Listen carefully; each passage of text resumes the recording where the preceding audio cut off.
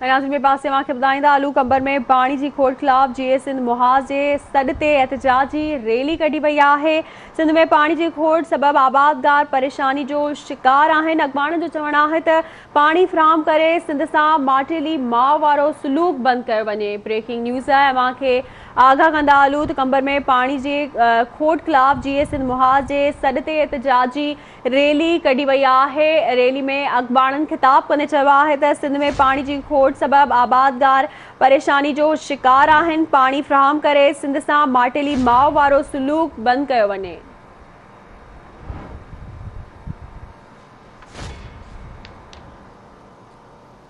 इन हवाले से वधी ॻाल्हि ॿोल कंदासीं कंबर में हाकिम खासकेरी खां।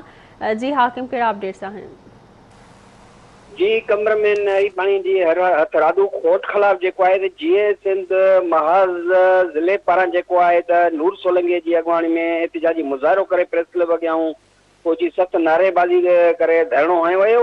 उन मौक़े ते नूर सोलंगी, नजम खासकेली ऐं मुख्तियार बुलेदी ऐं ॿियनि चयो त सिंध में नहरी पाणीअ जे हथरादू जेकी खोट आहे सबब जेको आहे त हारी जेके आहिनि हारी आबादगार सख़्त परेशान हाल में आहिनि ऐं पानी न हुअण करे सारियुनि जो जेको बेजारो भी आहे जेको उहो भी पोखिजी न सघियो आहे ऐं जेको आहे त रोजे जे करे जेको सिंध जो जेको भैसे जो जेको पानी आहे पानी उहो ज़ोर ऐं ॾाढ ते जेको आहे उहो रोके थो वञे, जंहिंजी असीं सख़्त लफ़्ज़नि में मज़म्मत कयूं था ऐं मथां सिर्फ़ु सिंधियुनि जो हक़ आहे। सिंध जे पाणी मथां धाड़ो कॾहिं भी बर्दाश्त न कयो वेंदो। जी,